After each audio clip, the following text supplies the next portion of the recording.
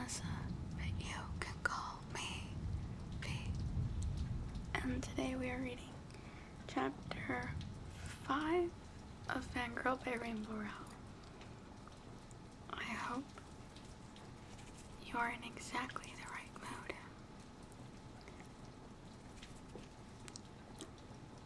To visit Kath and Levi and Regan.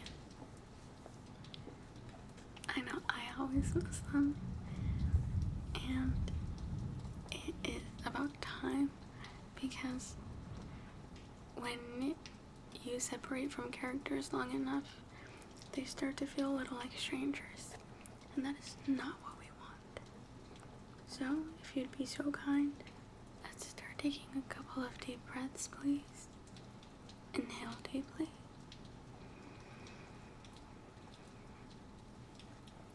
And exhale.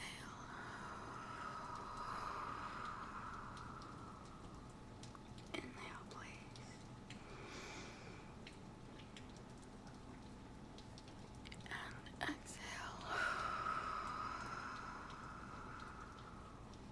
Inhale. And exhale.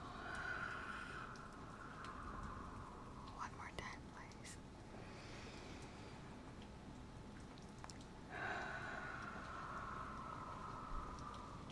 Alright.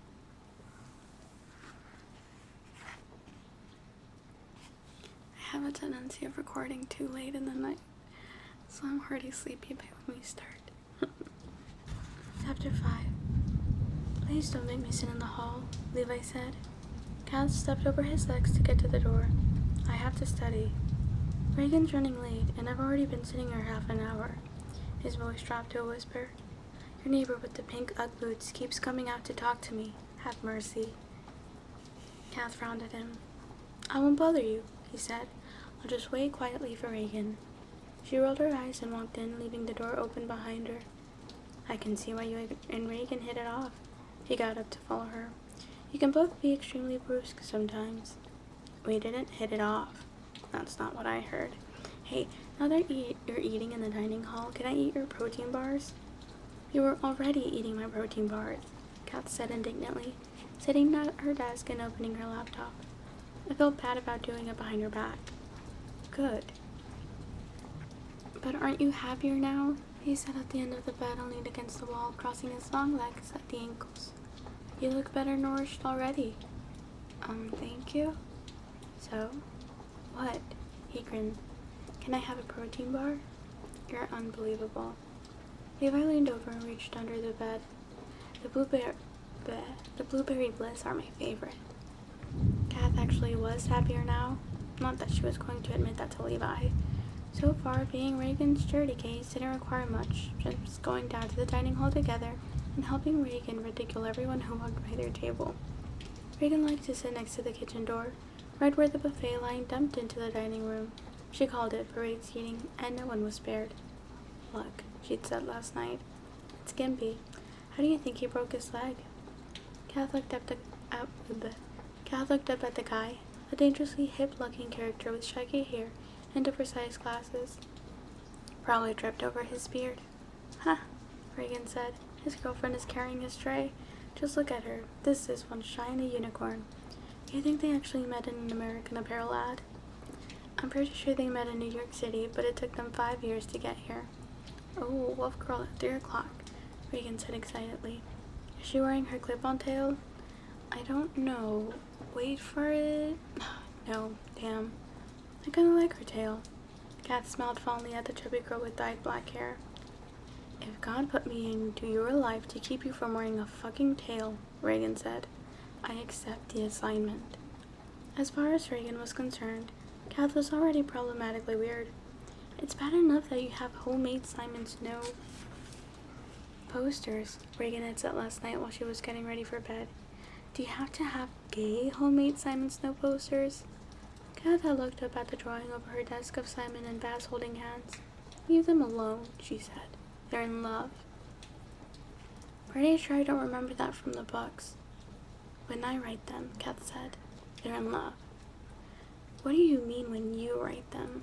Reagan stopped pulling her t-shirt down over her head. No, you know what? Never mind. I don't want to know. It's already hard enough to make eye contact with you. Levi was right. They must be hitting it off. Because now when Reagan said stuff like that, it made Kath want to laugh. If Reagan missed dinner, Kath would go down to the dining hall anyway and sit at their table. Then, when Reagan came back to the room later, if Reagan came back to the room later, Kath would tell her everything she'd missed. Soccer sandals finally talked to Venezuelan Lindsay Lohan, Kath would say. Thank God, Reagan would answer, flopping down onto her bed. The sexual tension was killing me. Kath wasn't sure where Reagan went on the nights when she didn't come back to the dorms. Maybe to Levi's. Kath looked over at Levi now, still sitting on Kath's bed, eating what must be his second blueberry bliss bar. He was wearing black jeans and a black t-shirt. Maybe Levi worked at the Olive Garden too. Are you a waiter? She asked. Presently, no. Do you work at the Lancôme counter? He laughed. What? I'm trying to figure out why you wear all black sometimes. Maybe I'm really gothy and dark, he smiled, but only on certain days. Kath couldn't imagine Levi ever being gothy and dark. He had the smilingest face she'd ever seen. He smiled all the way from his chin to his receding hairline. His forehead wrinkled up, his eyes twinkled, even his ears got into the action. They twitched, like a dog's. Or maybe I work at Starbucks, he said. She snorted. Really? Really, he said, still smiling.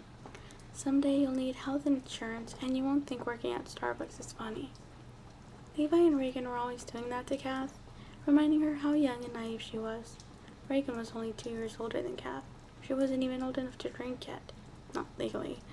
Not that it mattered. On campus, there was booze everywhere. Ren already had a fake ID. You can borrow it, she told Kath. Say you got hair extensions. Kath wondered how old Levi was. He looked old enough to drink, but maybe that was just his hair. It's not that Levi was bald, or anywhere near bald, yet. But his hairline came to a peak on his forehead, then retreated, dramatically, above his temples. And instead of letting his hair hang down or forward to minimize it, or instead of giving up and wearing it really short like most guys would, Levi swept it straight up and back in a floppy blonde wave, and he was always messing with it, drawing even more attention to his wide-lined forehead. He was doing it now. What are you working on? He asked, pushing his fingers through his hair and scrubbing at the back of his head. Studying in silence, she said. Kath had only posted one chapter of Carry On Simon this week, and it was half as long as usual. She usually posted something to her fanfics page every night, if not a full chapter, at least a blog entry. The comments on her page all week had been friendly. How are you? Just checking in. Can't wait for the next post. Gah, I need my daily baths. But to Kath, they felt like demands. She used to read and respond to every comment on her stories. Comments were like gold stars, like Mayday bouquets. But ever since Carry On Simon took off last year, it had all gotten too big for Kath to manage. She went from getting around 500 hits per chapter to 5,000 regularly. Then one of the heavies on the biggest fan site, Fixation, called Carry On the 8th year fic. And Kath's fanfics page got 35,000 hits in one day. She still tried to keep up with comments and questions as much as she could, but it wasn't the same anymore. She wasn't just writing for Ren and the friends they'd made in the old Snowflakes forums. It wasn't just a bunch of girls trading birthday fics and cheer-up fics and cracked out, I wrote this to make you laugh stories. Kath had an audience now, a following. All these people she didn't know who expected things from her and questioned her decisions. Sometimes they even turned against her. They trashed her on other fan sites, saying that Kath used to be good, but she'd lost the magic, that her past was too canon or not canon enough, that her Simon was a brood, that she overwrote Penelope. You don't owe them anything, Ren would say, crawling onto Kath's bed up during the morning and pulling Kath's laptop away. Go to sleep. I will. I want to finish this scene. I think Baz is finally going to tell Simon he loves him. He'll still love him tomorrow. It's a big chapter. It's always a big chapter. It's different this time. Kath had been saying this for the last year. It's the end. Ren was right. Kath had written the story. As in Simon in Love dozens of times before, she'd written this scene, this line. Snow. Simon, I love you. 50 different ways. But Carry On was different. It was the longest fic she'd written so far. It was already longer than any of Gemma T. Leslie's books, and Kath was only 2/3 of the way through.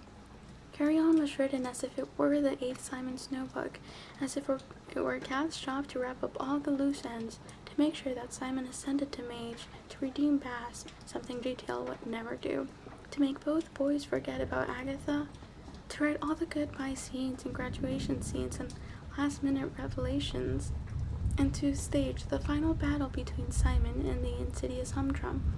Everyone in fandom was writing 8th year fics right now. Everyone wanted to take a crack at the big ending before the last Simon Snow book was released in May.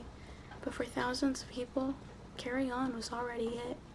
People were always telling Kath that they couldn't look at canon the same way after reading her stuff. Why does Gemma hate Bass? Somebody had even started selling t-shirts on Etsy that said, "Keep calling them Carry On," with the photo of Bass and Simon glaring at each other. Ren bought Kath one for her 18th birthday. Kath tried not to let it all go to her head. These characters belong to Gemma T. Leslie, she wrote at the beginning of every new chapter.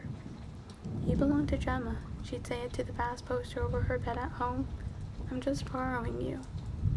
You didn't borrow Bass, Ren would say. You kidnapped him and raised him as your own. If Kath stayed up too late writing, too many nights in a row, if she was obsessing over the comments or the criticism, Ren would climb into Kath's bed and steal her laptop, holding it like a teddy bear while she slept. On nights like that, Kath could always go downstairs and keep writing on her dad's computer if she really wanted to, but she didn't like to cross Ren. They listened to each other when they wouldn't listen to anyone else. Hey guys, Kath started typing now into her fanfics journal. She wished Ren would hear to read this before she posted it. So I guess it's time for me to admit that college is hard. College is hard, or at least time-consuming, and I'm probably not going to be updating Carry On as much as I used to, as much as I'd like to. But I'm not disappearing, I promise, and I'm not giving it up. I already know how this all ends, and I'm not going to rest till I get there. Nick turned around in his desk as soon as class was dismissed. You'll be my partner, right? Right, Kat said, noticing a girl in the next aisle glance at them disappointedly, probably because she wanted to work with Nick. They were each supposed to find a partner and write a story together outside of class, reading paragraphs back and forth. The point of the exercise, Professor Piper said, was to make them extra conscious of plot and voice and to lead their brains down pathways they'd never find on their own. Nick wanted to meet on campus at Love Library. That was the actual name. Thank you for your donation, Mayor Don Lathrop Love. Nick worked there a few nights a week, shelving books down in the stacks. Reagan looked suspicious when Kath started packing up her laptop after dinner. You're leaving the dorm after dark? Do you have a date? She said it like it was a joke. The idea of Kath on a date? I'm meeting someone to study. Don't walk home by yourself if it's late, Levi said. He and Reagan had class notes spread all over Reagan's side of the room. I walk home by myself all the time, Reagan snapped at him. That's different, Levi smiled at her warmly. You don't rock that Little Red Riding Hood vibe. You're scary. Reagan grinned like the big bad wolf. I don't think rapists actually care about self-confidence, Kath said. You don't? Levi looked over at her seriously. I think they'd go for easy prey. The young and the lame. Reagan snorted. Kath hung her scarf on her neck. I'm not lame, she mumbled. Levi heaved himself up off Reagan's bed and slid into a heavy green canvas jacket. Come on, he said. Why? I'm walking you to the library. You don't have to, Kath argued. I haven't moved in 2 hours. I don't mind. No, really. Just go, Kath, Reagan said. It'll take 5 minutes, and if you get raped now, it'll be our fault. I haven't got time for the pain. You coming? Levi asked Reagan. Fuck no, it's cold out. It was cold out. Kath walked as quietly as she could, but Levi, long as his legs were, never broke an amble. He was trying to talk to Kath about buffalo. As far as she could tell, Levi had a whole class that was just about buffalo. He seemed like he'd major in buffalo if that were an option. Maybe it was an option. His school was constantly reminding Kath how rural Nebraska was, something she'd never given any thought to before growing up in Omaha, the state's only real city. Kath had driven through Nebraska a few times on the way to Colorado. She'd seen the grass and the cornfields, but she never thought much past the view. She never thought about the people who lived there. Levi and Reagan were from some town called Arnold, which Reagan said smelled and looked like manure. God's country, Levi called it. All the gods, Brahma and Odin, would love it there. Levi was still talking about buffalo, even though they were already at the library. Kath climbed the first stone step, hopping up and down to stay warm. Standing on the step, she was practically as tall as him. "Do you see what I mean?" he asked. She nodded. "Cows bad, buffalo good." "Cows good," he said. "Bison better." Then he gave her a lazy, lopsided grin. "This is all really important, you know. That's why I'm telling you." "Vital," she said. "Ecosystems, water tables, shoes going extinct. Call me when you're done, Little Red." No, Kath thought. I don't even know your number. Levi was already walking away. "I'll be in your room," he said over his shoulder. "Call me there." The library had 6 levels above ground and 2 levels below. The sub-levels where the stacks were shaped strangely and accessible only from certain staircases. It almost felt like the stacks were tucked under other buildings around campus. Nick worked in the north stacks in a long white room. It was practically a missile silo with bookshelves. There was a constant hum no matter where you were standing, and even though Kath couldn't see any vents, parts of the room had their own wind. At the table where they were sitting, Nick had to set a pen on his open notebook to keep the pages from rifling. Nick wrote in longhand. Kath was trying to convince him that they'd be better off taking turns on her laptop. "But then we won't see ourselves switching," he said. "We won't see the 2 different hands at work." "I can't think on paper," she said. "Perfect," Nick said. "This exercise is about stepping outside of yourself." "Okay," she sighed. There was no use arguing anymore. He'd already pushed her computer away. "Okay." Nick picked up his pen and pulled the cap off with his teeth. "I'll start." "Wait," Kath said. "Let's talk about what kind of story we're writing." "You'll see." "That's not fair." She leaned forward, looking at the blank sheet of paper. "I don't want to write about, like, dead bodies or naked bodies." "So what I'm hearing is no bodies." Nick wrote in a scrawling half-cursive. He was left-handed, so he smeared blue ink across the paper as he went. "You need a felt tip," Kath thought, trying to read his handwriting upside down from across the table. When he handed her the notebook, she could hardly read it, even right side up. "What's this word?" she asked, pointing. "Retinas." "She's standing in a parking lot, and she's standing under a street light, and her hair is so blonde it's flashing at you. That's second person, isn't it? That's so weird. It's burning out your retinas one fucking cone at a time." She leans forward and grabs her t-shirt, and she's standing on tiptoe now. She's reaching for you. She smells like black tea and American spirits, and when her mouth hits your ear, you wonder if she remembers your name. I don't like it. And it's because it's in present tense, and it's because it's in second person. I knew that. See what that? That's so crazy. It's like, okay, I'm sorry. I know it seems like totally unrelated, but it's been a thought of mine consistently that obviously when you're in elementary school, you learn about first, second, and third person, right? But every time I read, you immediately notice, oh, this is in first person. Oh, like the Fangirl, for example, is in third person. And so, I just get used to first and third, then I'm like, hold the freak up, what is second person? I forgot what second person was. And now that I'm reading it, it sucks. It's heavily reminds me of fan fiction. That's it. Second person was developed and is only meant to be used in fan fiction. So, Kat said, we're doing this in present tense? Second person, Nick confirmed. Kath frowned at him. What's wrong? He asked. You don't like love stories? Kat could feel herself blushing and tried to stop. Stay cool, little red. She hunched over her back to look for a pen. It was hard for her to write without typing, and hard to write with Nick watching her like he just handed her a hot potato. Please don't tell Mom, she giggles. Which part should I leave out, you ask her? The hair, or the stupid hipster cigarettes?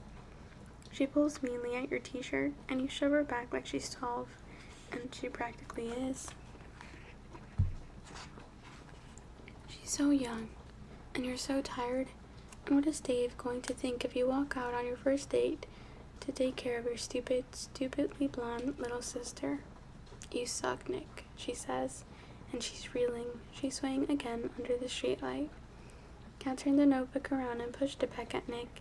He poked his tongue in his cheek and smiled. So our narrator is gay, he said, and he's named after me. I love stories, Kat said. Nick nodded his head a few more times, and they both started laughing. It was almost like writing with Ren, back when she and Ren would sit in front of the computer, pulling the keyboard back and forth and reading out loud as the other person typed. Kath always wrote most of the dialogue. Ren was better at plot and mood. Sometimes Kath would write all the conversations, and Ren would write behind her, deciding where Baz and Simon were and where they were going. Once Kath had written what she thought was a love scene, and Ren had turned it into a sword fight. Even after they'd stopped writing together, Kath would still follow Ren around the house, begging for help whenever she couldn't get Simon and Baz to do anything but talk. Nick wasn't Ren. He was bossier and more of a showboat, and also, obviously, a boy. Up close, his eyes were bluer, and his eyebrows were practically sentient. He licked his lips when he wrote, tapping his tongue on his front teeth.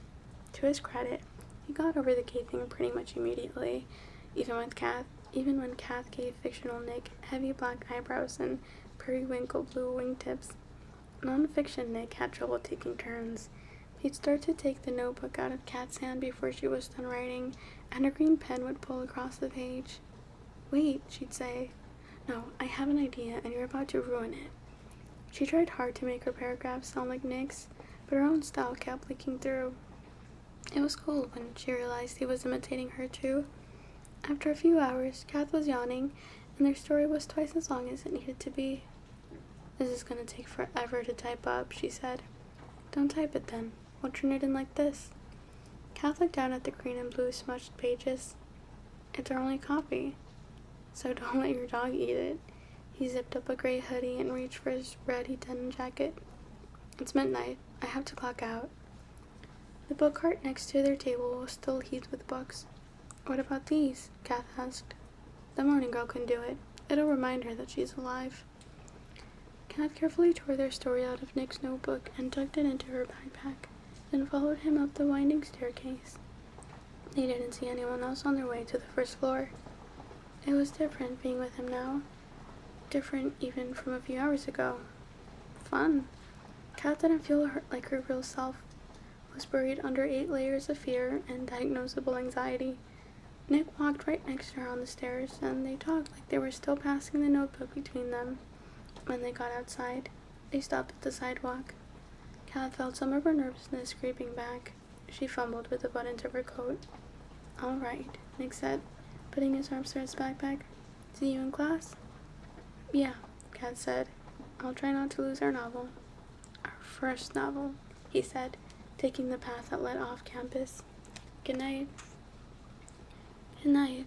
She watched him go, all dark hair and blue smudges in the moonlight. And then there was just Kath out on the quad. Kath had about 100 trees that she never noticed during the daytime. The library light switched off behind her. Her shadow disappeared. Kath sighed and got out her phone. She had 2 texts from Mabel. She ignored them and dialed her room, hoping her roommate wasn't asleep. Hello? Reagan answered on the 3rd ring. There was music in the background. It's Kath. Well, hello, Kath. How was your date? It wasn't like, I'm just gonna walk home. I'll be fast. I'm already walking. Levi left as soon as the phone rang. You may as well wait for him. He doesn't have to. It'll be a bigger hassle if he can't find you. Okay, Kat said, giving in. Thanks, I guess. Reagan hung up. Kath stood next to a lamppost so he'd see her and tried to look like the huntsman, not the little girl with the basket. Levi showed up long before she expected him to, jogging down the pathway. Even his jogging looked laid back. She started walking toward him, thinking she'd save him at least a few steps. "Catherine," he said, stopping when they met and turning to walk with her. "In one piece, even." "That," she said, "isn't even my name." "Just Cather, huh?" "Just Kath." "Did you get lost in the library?" "No." "I always get lost in the library," he said, "no matter how many times I go. In fact, I think I got lost there more the more that I go. Like, it's getting to know me and revealing new passages." "You spend a lot of time in the library?" "I do, actually." "How is that possible when you're always in my room?" "Where do you think I sleep?" he asked, and when she looked at him, he was grinning. Levi, I love him so much. You just don't understand. Okay. Simon curled on his bed like a wounded unicorn holding the torn piece of green velvet to his tear-stained face. "Are you okay?" Basil asked. You could tell he didn't want to ask. You could tell he found it quite distasteful to speak to his longtime enemy.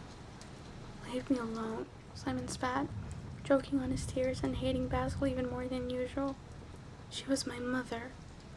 Basil frowned. He narrowed his smoky gray eyes and folded his arms like he was forcing himself to keep standing there, like what he really wanted to do was throw another sneezing spell at Simon.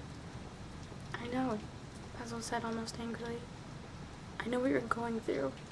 I lost my mother too." Simon wiped his snotty nose on the sleeve of his jacket and slowly sat up, his eyes as wide and blue as the 8th sea. Was Basil lying? That would be just like him, the prat. From Friends for Life and After, posted August 2006 by fanfics.net authors Magic Hat and Renegade. Guess